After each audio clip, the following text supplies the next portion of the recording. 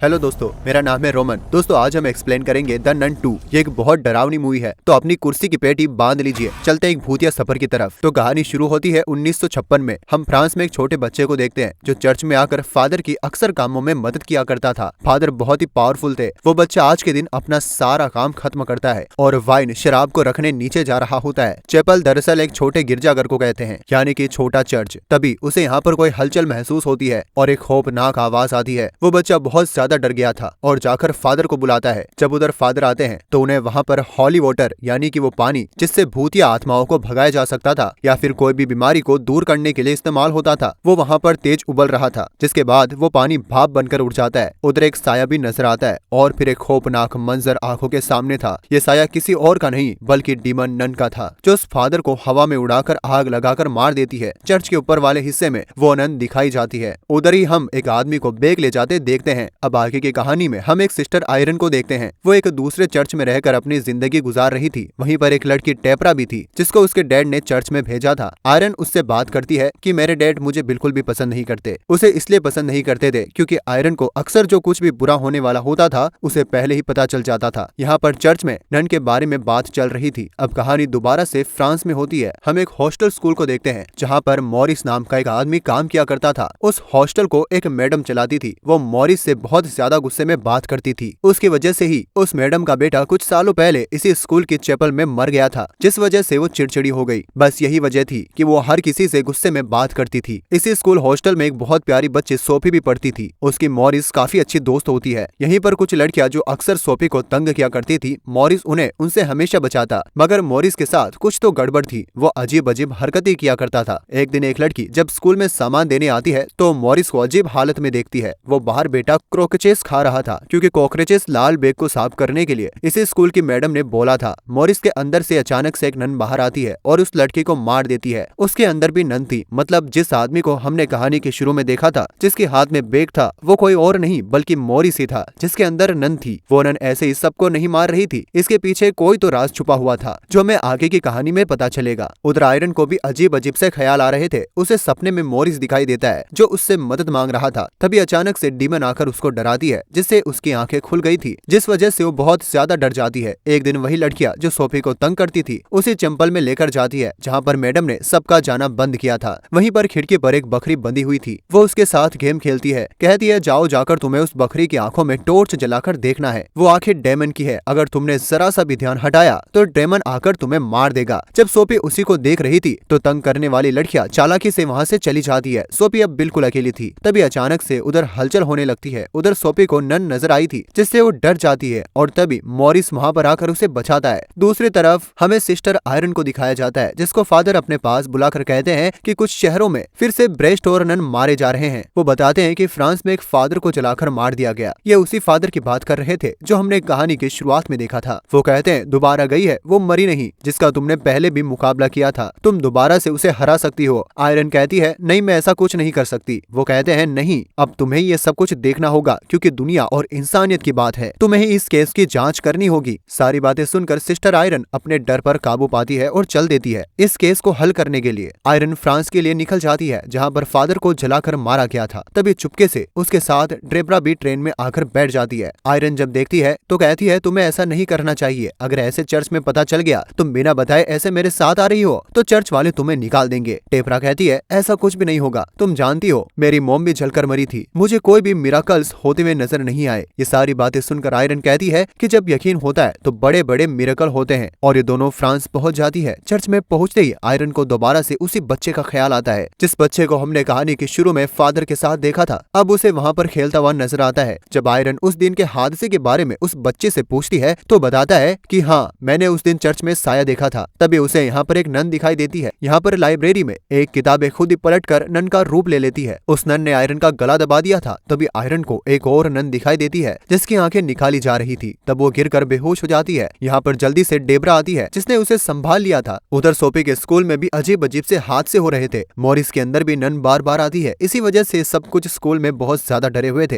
Hospital में अब जल्दी से आयरन को भी होश आ गया था। यहाँ पर अब उसे याद आता है कि आखिरी बार उसे नन से मॉरिस ने नहीं बचाया था और तब से ही उस डीमन ने मॉरिस को अपने कंट्रोल में किया हुआ है। अब डेबरा उसके पास आती है और बताती है कि एक बच्चा उसे हॉली क्रॉस का निशान देकर गया है। ये वही बच्चा बच्चा था जिसको हमने कहानी के शुरू में देखा था। तब उस क्रॉस पर एक अजीब सा निशान था। जितने भी लोग मरे थे ये निशान उन सबके हॉली क्रॉस पर भी बना हुआ था। लाइब्रेरी में जाकर उन्हें पता चलता है कि निशान ही खानदानी निशान है, जो कि एक बहुत बड़े पृष्ठ सेंट लुइस के खानदान से जुड़ा हुआ है। और जैसन पृष्ठ को आयरन ने अपने ख्याल में देखा था, जिसकी आंखें निकाली जा रही थी, वो सेंट लुइस की आंखें थी, जो कि एक बहुत ही ताकतवर चीज है जिसको कहीं पर छुपाया गया है। आयरन को पता चलता है कि सभी लोग सेंट लुइस के खानदान से हैं जो मर चुके हैं। नन का खास मकसद था कि वो सभी सेंट लुइस के खानदान वालों को मारकर उनकी आंखों तक पहुंचना चाहती थी। वो आंखों को इसलिए चाहती थी कि उससे उसकी गई हुई सारी पावर वापस आ जाए। यहीं पर लाइब्रेरियन आयरन को बताता है कि वो पहले एक फरिश्ता हुआ करता था जिसे गॉड ने निकाल दिया था और उसकी सारी ताकतों को भी छीन लिया गया था। उस जगह का पता भी वह बताता है जहाँ पर जाकर सारी चीजों के बारे में उन्हें जानकारी मिल सकती है। वो बताता है कि वो आके यहाँ से कुछ दूर पर खाली चैंपल में दफन हो गई है, जहाँ पर पहले वाइन शराब की एक फैक्ट्री हुआ करती थी, पर बाद में वहाँ पर एक हॉस्टल स्कूल बना दिया गया। लाइब्रेरियन उसी हॉस्टल स्कूल की बात कर रहा था जहाँ पर मॉरिस काम करता था। मतलब मॉरिस उस हॉस्पिटल स्कूल में काम के बहाने उन्हीं आंखों को ढूंढ रहा था, यानी कि वो डेमन नन